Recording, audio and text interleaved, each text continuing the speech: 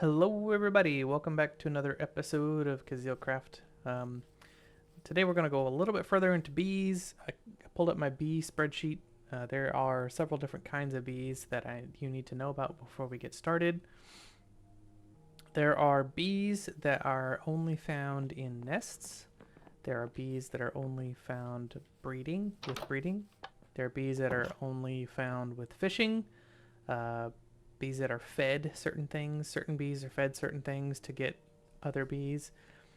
And those are the four main ways of obtaining bees. Now, inside of there are bees that are only used for um, breeding. And then there are some bees that are useful for working. So we have some bees that are farmer bees. We have some bees that are uh, leaf cutting bees, some bees that are lumberjack bees. They'll cut down trees and stuff like that. Pretty cool. But what most people get into productive bees for is the bees that actually give us resources. But before we can do that, we need to know how to catch them. So we talked a little bit last week about this bee cage. So let's go ahead and make a bee cage. Every time. I want that out of oak planks. It can't know that. There we go. And we'll stick you there. Okay, now let's make some casings. Let's see. Let's do 10. Sure. Okay, 12, whatever. That's fine. Okay, now let's look at the productive bees list here. Now there are these things called nests, right? So the bumblebee is only used for writing. So let's make a honey treat. We'll do that out of honeycomb and a honey bottle. That is a great way to make a honey treat. The other way is with the pollen puffs. So let's go ahead and make a recipe for that as well. The 2 pollen puffs. There we go. Now, when you do a recipe like this, where there's 2 recipes, it's just going to pick one. And I think it's based off of how close it is to the system. So it'll probably be this one first, and then it'll use this one. So if it doesn't have enough for one, it'll make of the other. So if I were to come into here and do treat, let's see, what does it use? That's unfortunate. I was hoping that it would use both of them, but it can't. All right, so we'll put that back in there, and we'll try this again. Treat, because we're gonna have plenty of bottles. And then let's go ahead and make. Do I have a fishing rod? Treat on a stick. That's this here, with a treat. Why would I do that twice? I don't know. That's okay. We're gonna just craft this here, and then I think. Do I have any saddles? I do not. We might have to wait until we get a saddle. But you put the saddle on the bumblebee, and then you use the treat on a stick, and it flies around for you. It's like a little mount. It's kind of cool. We're going to put that back. Okay. Now, the next one on our list is a digger bee. Now, some of these let's see, just so that I'm not misunderstood. Digger bee. It starts with this stone nest. Now, some of these nests you can collect the bees from anywhere. So remember how I said with the slime nest, you can only get that in the marsh, and it only produces the slimy bee. Now, I went through all of the bees, and I made a list of all of this. I don't know how to get this information to you outside of showing it to you here with OBI.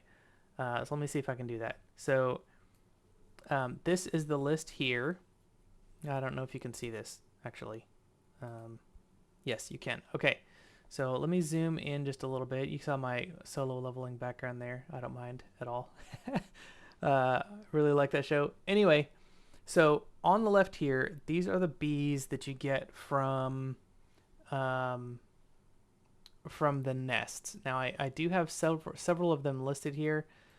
I prefer to find similarities. So for example, the green carpenter bee can be found in both the birch nest and the dark oak nest. I don't know if the jungle nest is only usable in jungles. I would assume so, but maybe not, because the birch nest is not only usable in birch forest, and the dark oak nest is not only usable in dark oak forest. These are usable anywhere. So maybe the jungle one is too. But I generally don't have access to jungle wood, so that's not something that I really worry about. Now here's a commonality, right? So I'm going to italicize these birch nest here. So if I build a birch nest, I can get the green carpenter and the yellow carpenter, and I actually don't need to do. Where's my strike through? I actually don't need to do these three nests here. Okay. Now I am making a stone nest for the digger bee, which means that I probably don't need a reed nest for the mason bee.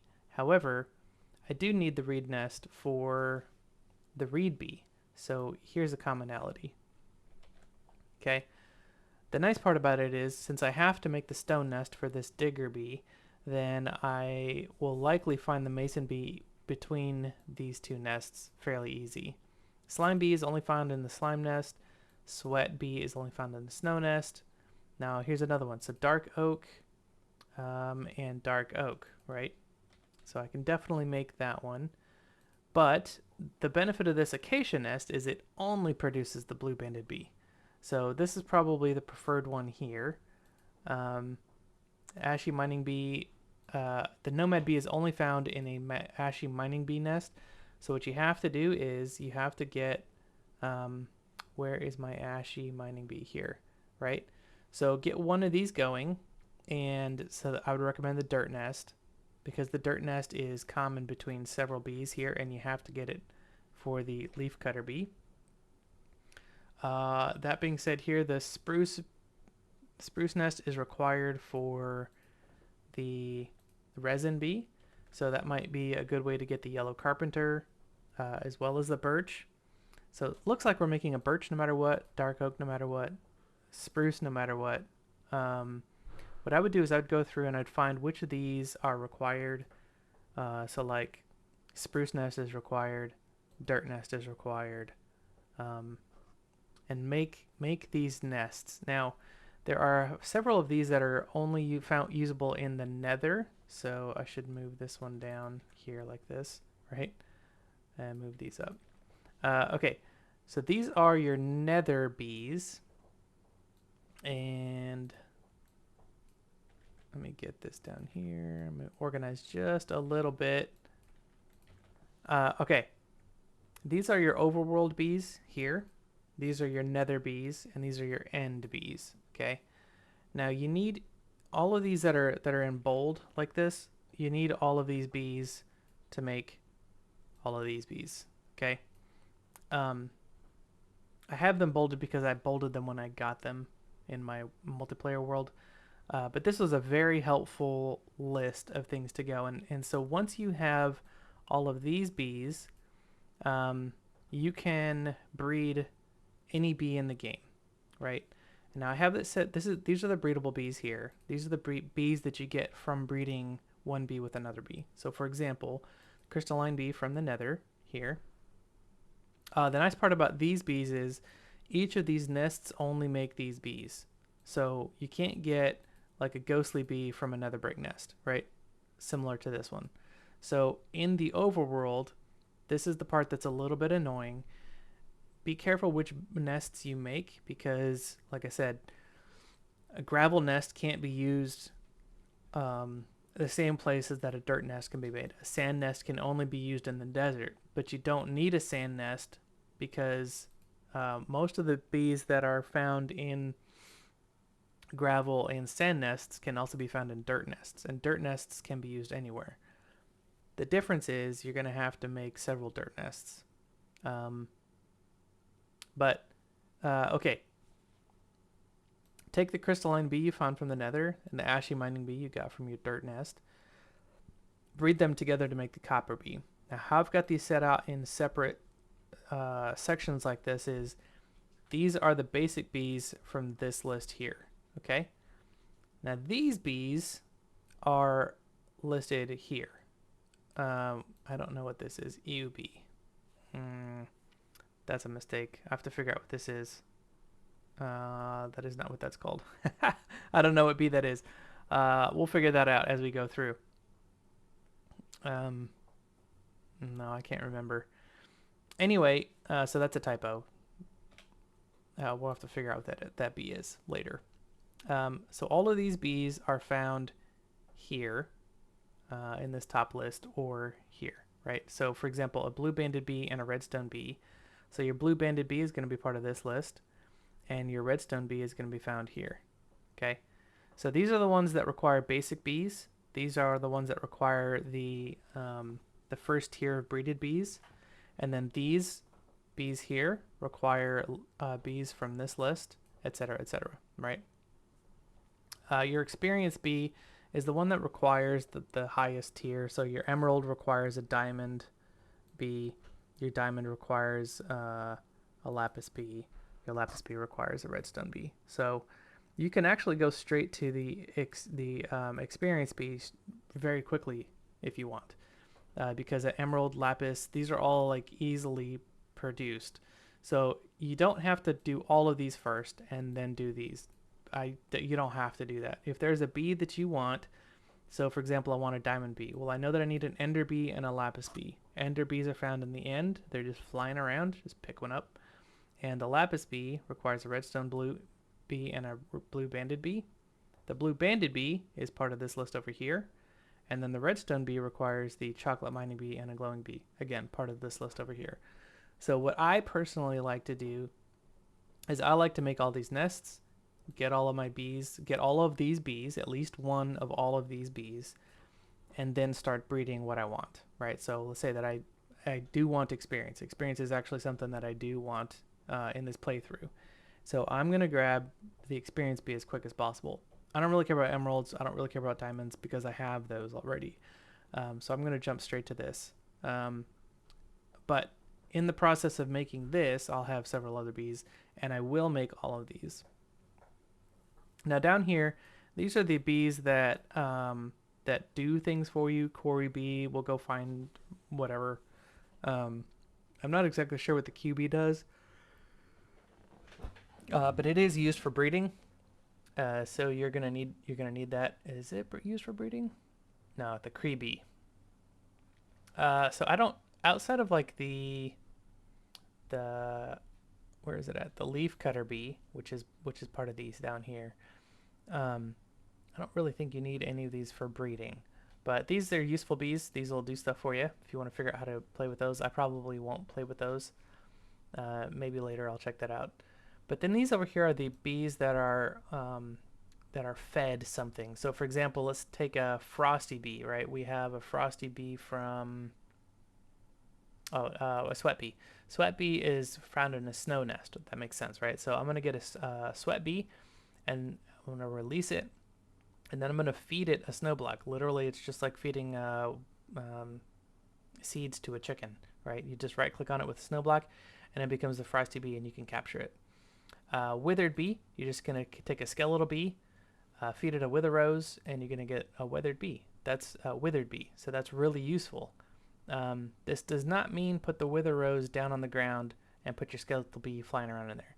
The wither rose will kill your skeletal bee. So just beware. No pun intended.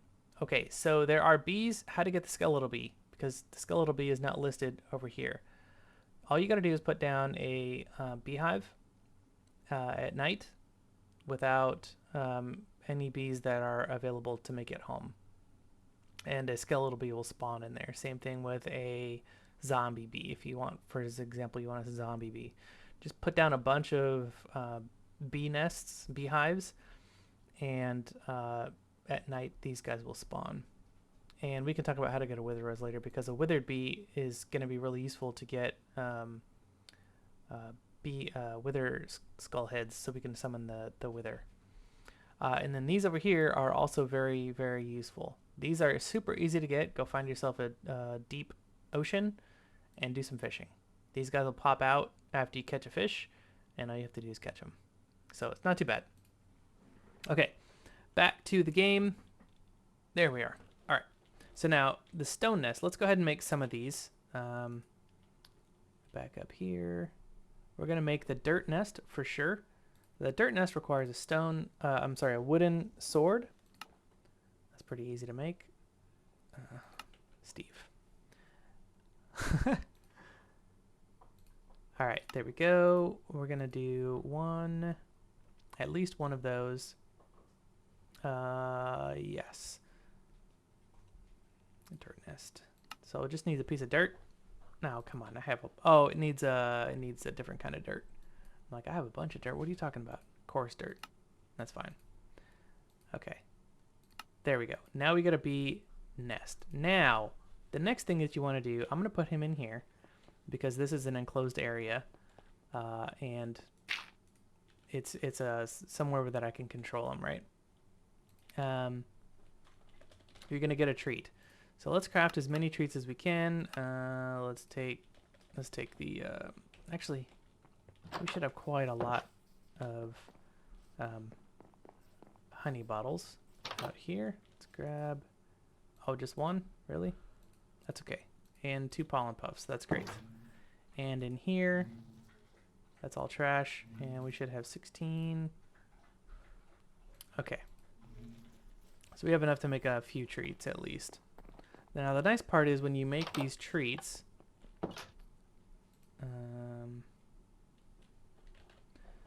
let's go here, grab that.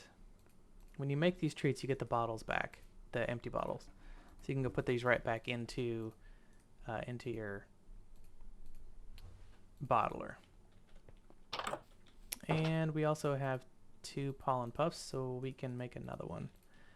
Okay, to get a bee to spawn in here, you don't have to have a flower around it. All you have to do is look at it. Nest is empty. Use a honey treat on it to attract a bee. This nest can attract bees in this location. So all you have to do is right click on it with a treat, a honey treat, and your countdown is going to start.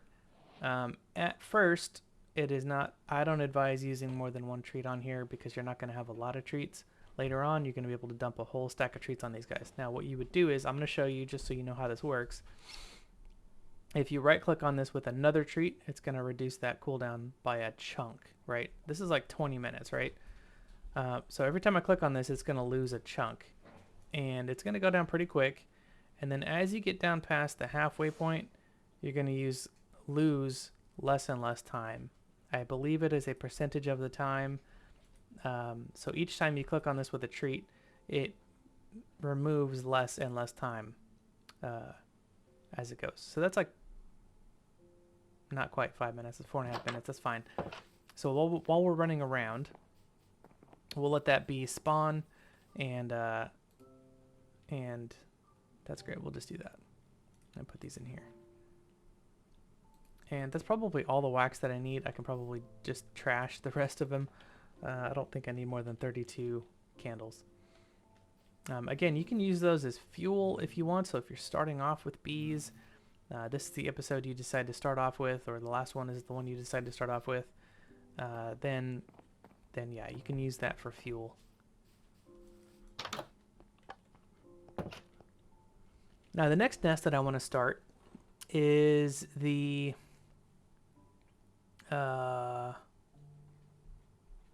dark oak nest and the birch nest. So these are ones that I definitely have to make. So let's go ahead and do. I keep trying to craft up there.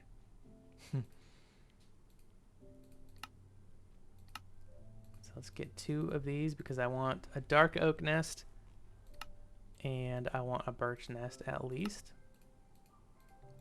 So you can put these nests down. You can go find these out in the world if you want. It's way easier just to make them. And then right click on them with your treat and wait the 20 minutes. You're going to be doing something else anyway. But since this is a video, you know, we want to speed that up a little bit.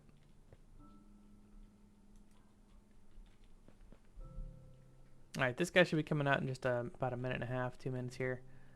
And he'll be flying around inside here when we come back. But I want to show you something that I think is pretty cool.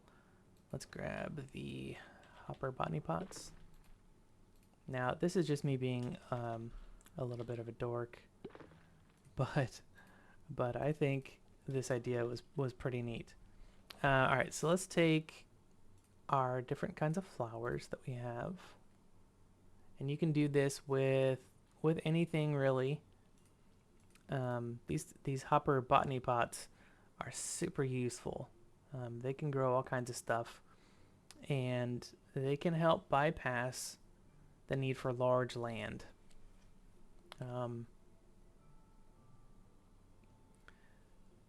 Let's see, do we have any more flowers? I'm looking for flowers. I thought I grabbed a bunch of flowers. I worked on the area over there. I do want one of those for just a second. That's okay. We'll start with these two. I know I have more in here. Yeah, there's the poppy. And I thought there was a blue one. I just missed it, probably. That's okay. I can get it later. Oh, here it is. All right, so I really like this idea.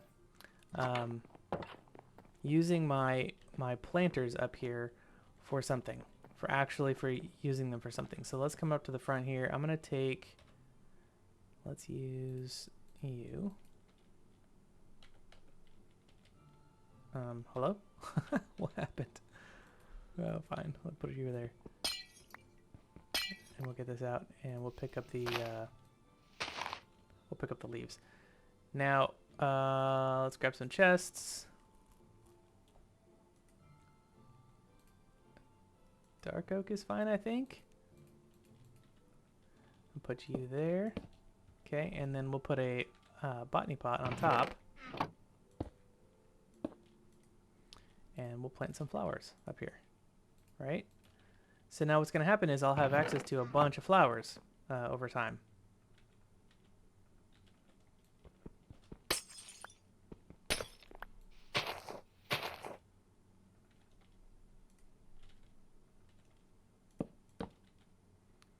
Okay. There we go. I really like that idea. So now if I need some flowers of any kind of color, I just come up here and grab them, and I can use those for dyes or whatever. But it also looks like we have actual flower pots sitting outside our windows. And the windows are half open, which is kind of cool, right? So let's look like we're letting some breeze into the house. We can look in here and grab those. I really like that. So I'll probably do that with a bunch of these other ones. Like, you notice that I took down the bonsai trees here. So any trees that I don't have automatically being produced by the chickens, I'll probably plant in a window somewhere. That'd be kind of a fun way to do that. I like that a lot. All right, let's go in here and see if our bee has spawned yet.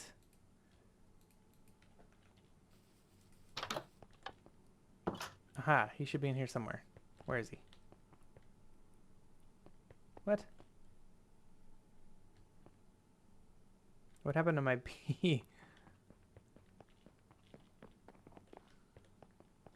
Oh, there he is. Okay. So we found a chocolate mining bee. All right, so we can take him off of our list, and we can move this nest somewhere else. We can keep it in here. That's fine. Whatever. I will have the bee, what I'm going to call the beehive.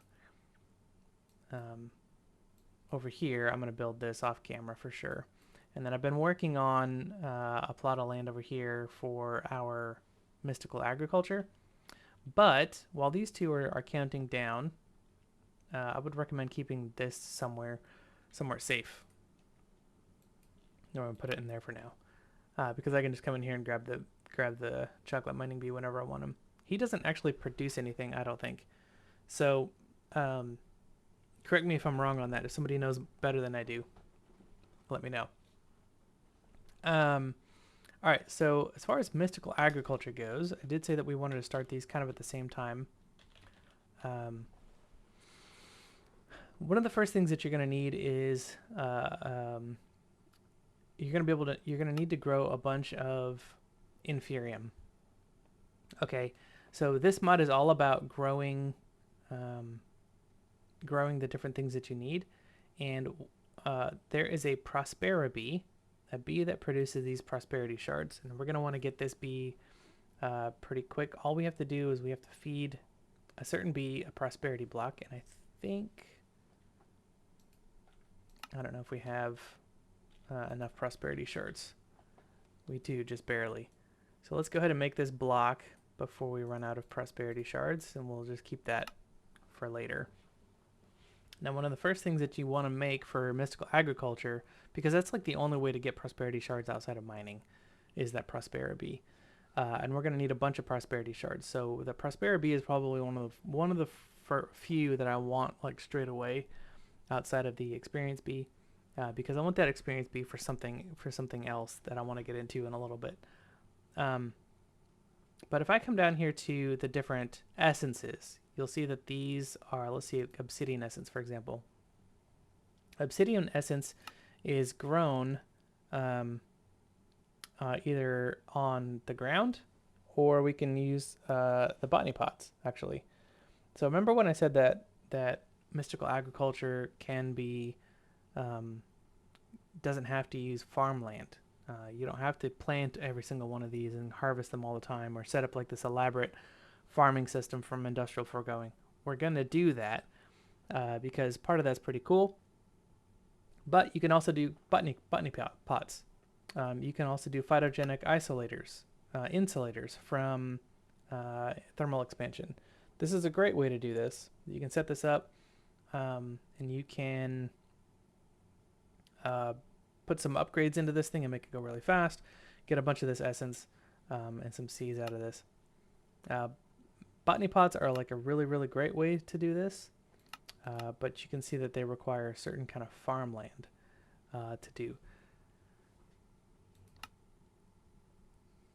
So the very first thing, and it looks like the only way to get some of these higher tier, so like this supremium essence, is to craft it. There's no way to grow it. But you can craft it with supremium comb. Apparently you can make a supremium bee. That would be wild. But this inferium essence, which is the lowest tier, can be grown in a botany pot, which is what we're going to do. Now, you don't need tier 5 farmland. You can use tier 1 farmland. This is premium inferium farmland. So let's do this real quick. Okay, we need an inferium seed, and that's going to be a wheat seed with inferium essence all the way around it. Good. Let's grab a botany pot. And let's grab a... Do I have a hoe? I do. Okay, we'll grab a piece of dirt. Regular piece of dirt. And let's check out this farmland, this inferium farmland. So all that is a hoe of any kind, dirt, and inferium, which we have, and we can start. So we don't actually need that. So clear. Now, what we can do is, let's get a chest for this to go into. We could set this up in one of the windows if we wanted to, right? Now, I do want to plant this inferium essence in... Oh, it doesn't matter. I do want to plant this inferium essence in the ground because there are some really cool ways to grow this much, much faster. But for now, we're just going to stick this in here and let this grow. This is going to take a really long time, as you can see. It's going to take a minute and a half to get a single inferium. And yeah, that's gonna take a while. So that's something I'm just gonna let run in the background, and we'll fill up eventually. The next thing that I really want to tell you about is this before we finish the episode here, because I don't think these guys are gonna spawn out before we're done. We'll see. Is this thing right here, this infusion crystal versus the master infusion crystal? Trust me when I say, don't make a pattern for this in your system, AE system or your refined storage system. Just make one of these. Okay, it's a diamond, 4 prosperity shards. Just make one. So what this is used for is this is used for making the higher tier stuff. So you're going to take one of these crystals and you're going to upgrade. You're going to use 4 of the inferium to get a prudentium. Now, some of these higher tier stuff, so you saw the obsidian essence earlier, required a tier 3 obsidian seed. So what that means is you're going to need some of this tertium essence. The only way to get that is to craft it. So you're going to need 4 of the prudentium to get the tertium. And it's set up to where 4 of these makes one of these. 4 of these makes one of these, etc., right? Now there is a insanium added by mystical aggreditions, which requires 4 of the supremium. So you are going to need to upgrade these in order to get some of the higher tier seeds. This thing that we just made, this crystal, has 1,000 uses. What I would do is I would use your inferium essence you get from mining or whatever to make the master infusion crystal first, right? Because you can use the master infusion crystal in your crafting. You can set up an auto crafter and use this, and it's an unlimited use. So what I would do is I would make one of these, and then my goal would be to make one of these. That would be like one of my first goals in mystical agriculture. Okay, I'm gonna show you how some of that works. So let's just do mystical, because I don't have a lot.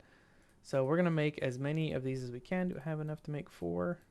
Good, just enough. And then we're gonna put these like this, and this is gonna give me a tertium, right? So I'm gonna need a lot more of this inferium essence, which is why I stuck it in that botany pot. And I'm gonna be doing this off camera, but that is the process. You do 4 of the inferium to make the prudentium, 4 of the prudentium to make one of the tertium, etc. Now the recipe for this master infusion crystal is 4 of these supremium essences. So you're going to need like 4 stacks of inferium per supremium. Okay, pretty much. So we're talking about 16 stacks of inferium essence to make the 4 of these. Now, the supremium gemstone requires 2 more, so that's 2 more stacks. So you're talking like 6 stacks of this inferium essence in order to get this master infusion crystal. So what I would do is I would do what I just did. Make your inferium essence seed, stick it in a botany pot, stick it on top of a chest, and let it just run for a long time until you have enough to do that. Okay. The next thing that I want to show you, the last thing that I want to show you before I go is I want to fix the reactor from Paua over there. And by fix, I mean I want to show you how to do the blue crystals, which is what I promised at the beginning of last episode. Yeah, which I didn't do. Okay, so RF Tools is a really fun mod. There's a bunch of crazy stuff in here. One of the cool things that it does is this crafter, amongst many other things, and we're going to be getting into a lot of this stuff. There's wireless power, there's really great storage options, there's wireless redstone transmission, teleportation system, etc. But one of the things that I want to show you is this crafter tier 1, 2, and 3. Now the crafter tier 1 has 2 recipes, the crafter tier 2 has 4 recipes, and then the tier 3 has 8 recipes. We only need the crafter tier 1 for now. So let's teach the machine how to make this. We don't know how to make dye. All right. No problem. And then, now I just taught you how to make dye. Why can't you see that? Oh, yes, because I was on the wrong screen, that's why. All right. There we go. I keep doing that, don't I? I keep clicking on the wrong screen. Now we know how to make all of that. Okay, so the crafter tier 1, this is really great. So let's go over here and I'll show you how to use... Oop, I know. We have this now. All right, so let me move this because I don't want that. I don't want that there. So let's move all of this over.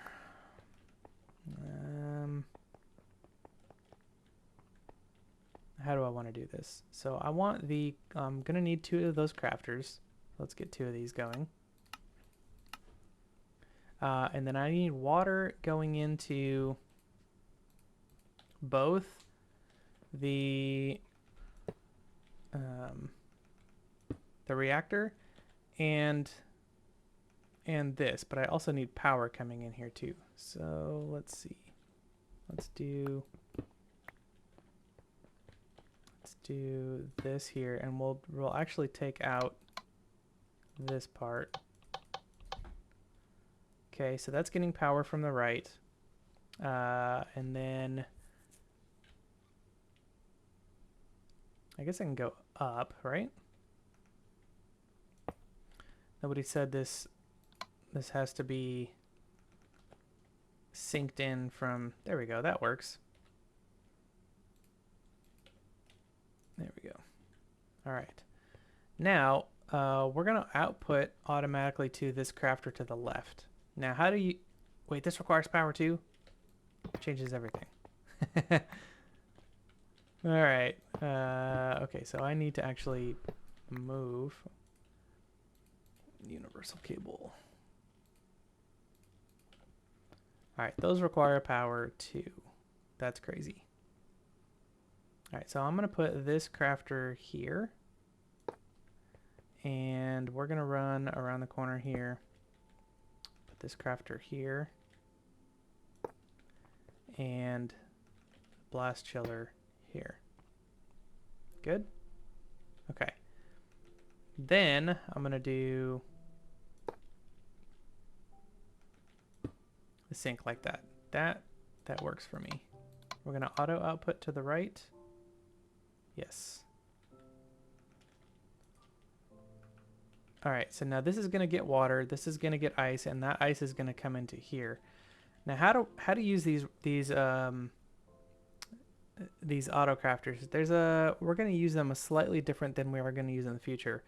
So if you're working ahead, so between this episode and the next, if you decide to go off and do crazy stuff with your mystical agriculture, it works a little different. But in this scenario, what we're going to do is we're going to click on this recipe. We're going to take our ice and we're going to hit apply. Is it a full? Yeah, okay. We're going to hit apply, and that's going to save this recipe. Now what's going to happen is, as soon as we get a 9th piece of ice in here, it's going to output packed ice. And then what I need to do is item. I need to pull out from here and go into the other one. Now what that's going to do is that's going to pull out of here and put that into here. Now this packed ice, when you do 9 of these, makes blue ice. You click over here before you do that and hit apply. Now as soon as we get 9 packed ice, we're going to get a blue ice, and then that we can send off into the reactor here. This reactor is not working. It is working, but it's not really producing any power. Why isn't it? Oh, is it sending all the power into here? Yeah, so it's working. So let's put all of our ice in here. That's going to craft rather quickly. That's going to send over here, and that should have made a blue ice, but it can't. Oh no, yeah, but it can't output it because this is full of regular ice. So let's take that out, and we'll put a blue ice in here. Now that should be a lot more efficient. It's -17. Now let's see if this can keep up.